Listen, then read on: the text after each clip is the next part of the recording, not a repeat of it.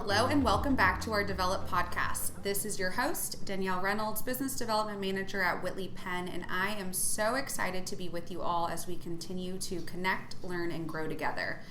Joining us today is a very special guest, my boss, mentor, the person who actually hired me here at Whitley Penn 8 years ago, and dear friend, Felix Lozano, our current Chief Growth Officer at the firm. Felix, welcome back to the Develop podcast, and thank you for joining us. Thanks, Danielle. Glad to be back. I think this is number 2 or 3 that you've been on the podcast, so you're a great recurring guest. Well, let's dive right in. So we've had you on before, like I said, talking about developing a growth mindset, and it's something you've really embedded into the firm, in particular these last 2 years as our Chief Growth Officer, and I think before then too. So you're now set to retire at the end of this year. Yes. I'm trying to hold back my tears right now, but you've worn a lot of different leadership hats throughout your tenure. So how would you tell your Whitley Penn story, and what do you hope to be remembered by? Yeah, I would say that it's really pretty easy. When I came here, I didn't know what I would find 29 years ago, but I knew what I always wanted in my career, which was to be around a lot of highly talented, intelligent people, smarter than me, who are all wanting to do their best and give their best and grow. And for me, I found that at Whitley Penn. It was almost like you can come to Whitley Penn, even from 29 years ago, you can come today. If that's a group of people you want to circulate yourself with, then you'll find success on a personal and professional level. That's like your family. You're going to be here 8 hours a day at a minimum, so that's 1/3 of your life in your career. So why wouldn't you want to be around someone that's like your family, that's wanting to do the best, give the best, and be their best?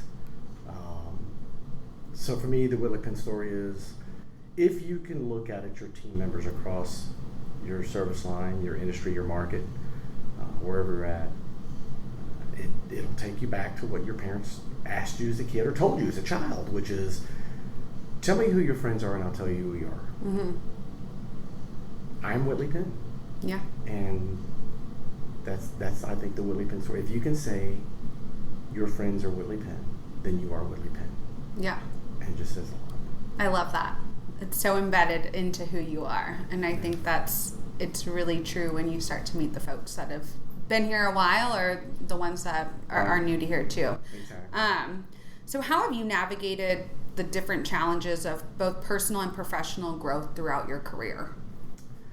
The navigation is really on the spot learning, right? The personal side, there's a sacrifice, which is success requires a certain amount of sacrifice. Mm-hmm. Self-fulfillment requires a certain amount of sacrifice. In both of those, you're giving up of your time. So to navigate that, I think you've got to be mindful of, do you have the family support? Check if you do. Do you have your team member support? Check if you do. And then all of a sudden, the navigation becomes really pretty easy in doing the work, mm-hmm. because you've got a couple of lighthouses out there that can keep you grounded. Your team members will keep you grounded professionally. Your family will keep you grounded personally. Mm-hmm. And if you have 2 lighthouses in your life, then the navigation is really easy. Where it gets hard is when you only have one. One's better than none. Mm-hmm. And when you have none, then you're probably not at the right firm. Yeah. And I think here at Whitley Penn, I've been fortunate for 29 years. I've got a lot of lighthouses all around me, and you need them in this career because it's demanding. Mm-hmm. And we all know that the time periods of the life that are very demanding, and the time periods where you have the ability to step back and breathe, relax. You don't need a lighthouse at that point. What you need is just pure relaxation and separation from the grind. But it's a pleasant grind if you've got lighthouses to help you along the way. That's great advice. So thinking back, spent 29 years here at Whitley Penn and a few years prior to that at different firms, but was there any pivotal moment in your career that significantly impacted your overall success? I've told this story only once to a group of my partners a couple of weeks ago. And the pivotal moment for Felix was it was an invitation from Larry 29 years ago to consider joining Whitley Penn, a firm that didn't have an audit department, that was really small, coming from the firm we came from. And it was the invitation that was transformative. It changed more than my life. It changed my family's life, my kids' life. And it was also an invitation to get uncomfortable. I think we were both comfortable with the firm we were at. We had good careers, and by all measures, we probably would have continued to have good careers. Not really calling the shots and not really leading. But, like so many moments in my life, certain people have seen something in me that I didn't see. And that was probably the most impactful moment of my career, was that invitation. Yeah. Well, I'm sure he would agree that it's a pretty good invitation too. I hope he's never wanted to take it back. It's a little late now. No, y'all have done a great job. So, as a leader in driving our firm's organizational growth, what role has innovation and adaptability played in your overall approach to our success? Adaptability, innovation, I think there's one ingredient that's necessary for that to come alive and thrive, and that's being open-minded.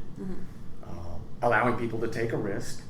And in this CPA business, this profession, we're not risk takers. We're caretakers of the books, of the returns, of the technical preparation, and of our mindset to get the work done. But for innovation and creativity to thrive, you've got to give people the chance to get out there and take a risk. And the firm has got so many examples, and there's a couple that I'm really happy to have been associated with, only because I know the individual. One is, Larry, in the very early stages of our career here. As we saw the landscape changing with wealth, the thought was we should create a wealth division. And we went through a lot of hard work for the partners to be able to create that, and then to have a fantastic leader in Tom Ryan to lead that group for so many years. But that was foresight. And that's what Larry does best. That's the foresight of where's the profession going, where do we need to be on innovation and creativity. And then the other was Nathan with the oil and gas outsourced accounting. I'll never forget the day Nathan walks in my office in Dallas and says, "Hey, I want to hire this one young lady. I have an idea on outsourced oil and gas accounting. I believe there's going to be a need for it with private equity groups." And I said, "Sure, Nathan, go for it." He said, "Well, the salary's going to be this." And I said, "Go for it." You just and this comes from trusting people. You don't give that immediate blessing or grace or right to someone new off the street. You just don't. They need to have a proven track record, and Nathan had a really good proven track record. And so it made it easy because two things were going to happen. One, it was going to work. Two, it was going to fail. And as several of my partners have told me, my favorite phrase is failing forward. And they've told me I've been failing forward for 29 years. and that's a compliment to me. Yeah. Because I don't know that I've taken a ton of risk, other than I've allowed people to get creative with their innovation and where we need to go, and being a part of it has allowed me to have confidence that my gut's working. You want to have a gut check every now and then. Some people need a lot of data and a lot of time to make a decision. For 36 years, I've used my gut to make decisions, and it's a good gut check. Yeah. There's been some failures along the way, don't get me wrong. That's okay. You can't have success without failures. That's right. You got to have them. Yeah. So. I love that. Your success rate goes up the more failures you have, right? Totally agree. Got 29 years of them, so yeah. I always take it as a compliment.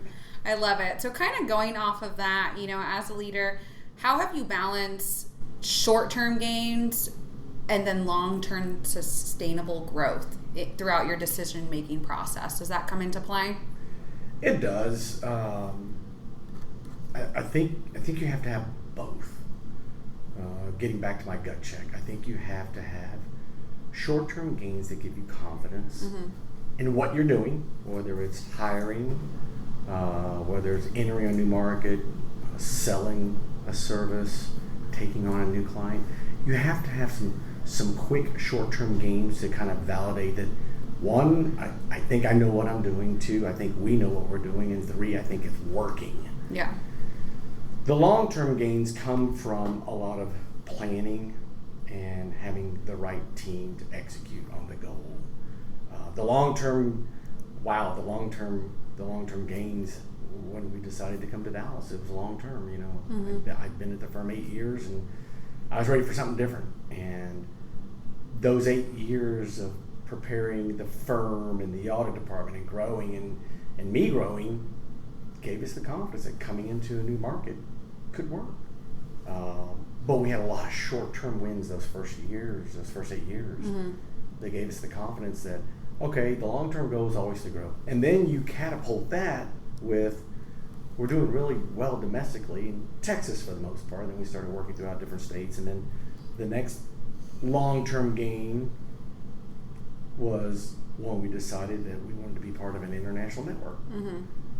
And I'll still never forget the day. Larry comes in and says, hey, we want to join Nexia. And, I think it's going to be good for us to be working with clients internationally. That's where the business world is going. That's where the profession's going. And he says, I'm not sure who really wants to be a part of this journey. And I was quick to raise my hand because working internationally had always been a long-term goal of mine. Sure. But we had all these short-term gains and successes that it just made it worthwhile to reach out and get uncomfortable.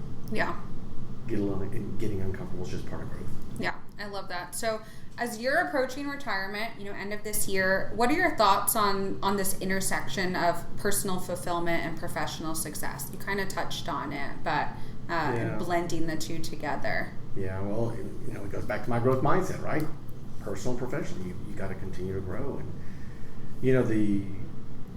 the cross sections here, the career is the career, and, there's the next chapter, right? And so I think we all, at the end of the day, we all get into a career for a reason, right? I mean, mm-hmm. We get degrees, we want to make money. I'll make no bones about it. I wanted to make money.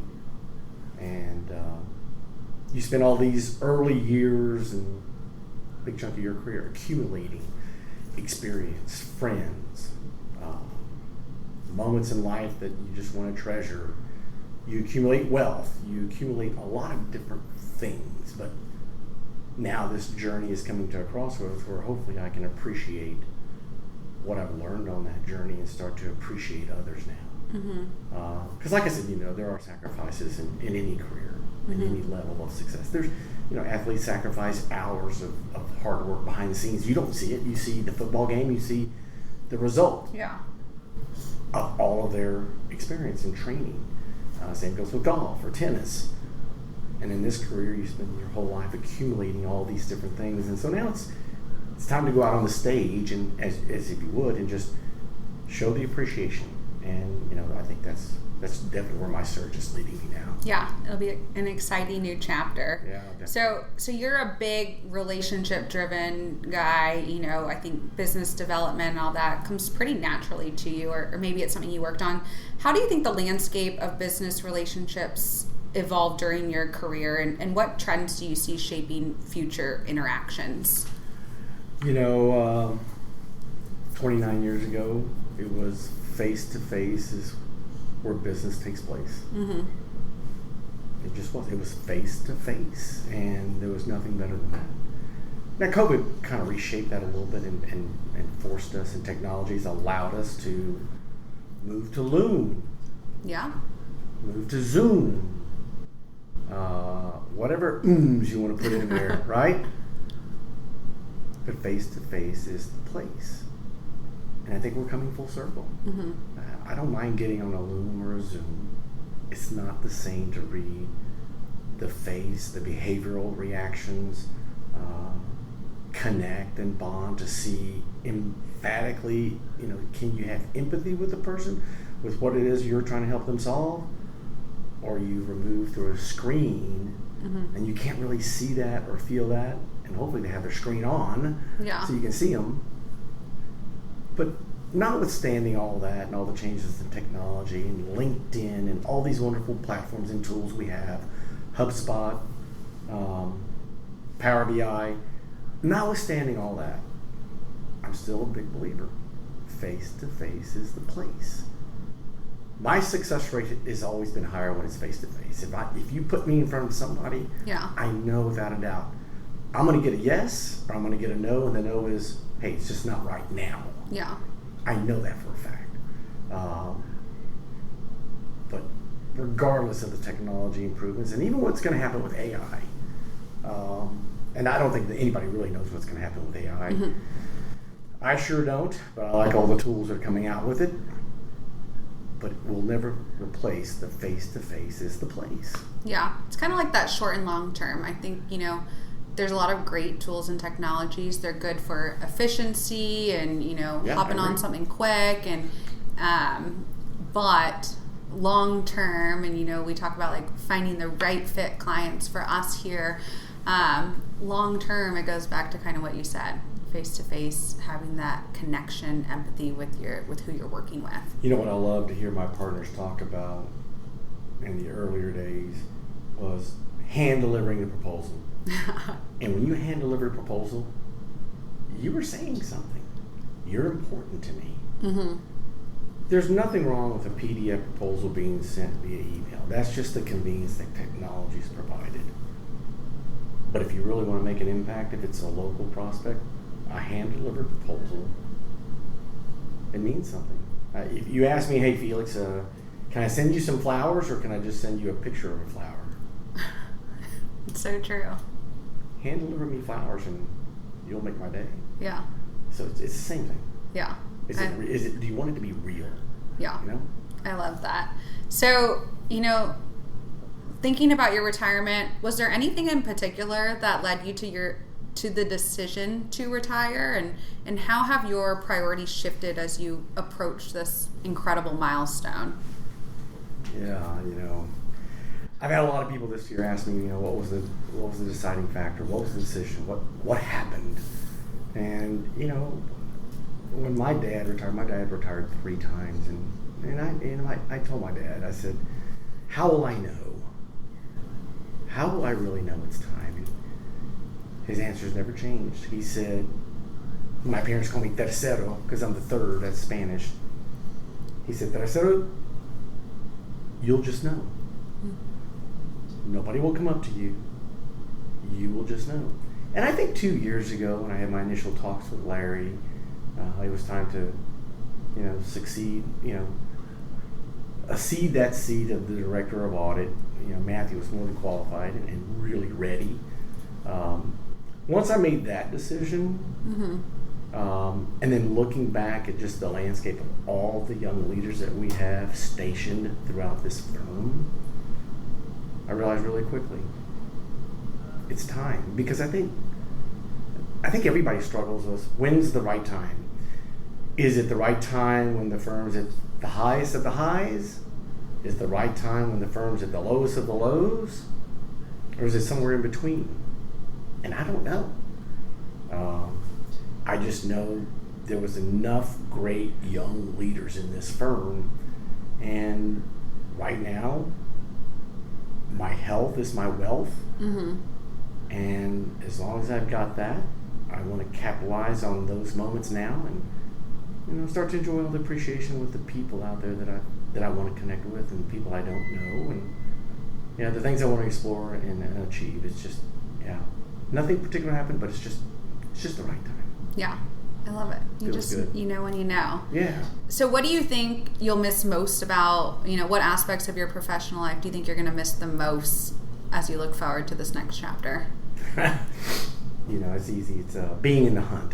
Okay. I mean, I love, everybody who's in the sales side loves developing work. It's being in the hunt. For the next gig, getting something loaded up into HubSpot, getting something loaded into a deal, being part of a deal, being asked to be part of a deal mm-hmm. team. I'm going to miss that. I'm going to miss the little differences. I'm going to miss all the little differences between all of us, which is, Those are the big differences. The little difference is the big difference. Mm-hmm. I'm gonna miss being in the home. I'm gonna miss being around my partners and my team members. It's been a very comfortable family for 29 years. Yeah. So I'm gonna miss that a lot. Yeah. Well, you know where to find us. I sure do. So finally, what plans do you have next? Whether it's staying fulfilled, pursuing new passions, what are you most looking forward to? My growth, I'm looking forward to my growth mindset. That's going to be a little bit different now. My growth mindset, while it's still really important professionally and personally, I think the personal side now, I think I'm looking forward to see what else is there for Felix. I've been this CPA advisor for all these years, and mm-hmm. I just know there's more to me than that. I don't even know what it is yet, but I do know that I'll find a new meaning and a purpose, and the only way I'm going to find it is by being still, being silent for about a year, mm-hmm. Really just being open-minded as to where I'm being led. I think a lot of it's going to come from being around the people that I miss being around the most, and spending more time with my family. But I do think that if I go into it with the same feeling I had coming to Whitley Penn, which was, man, I had so much enthusiasm, excitement, energy 29 years ago, and I'm feeling that all over again.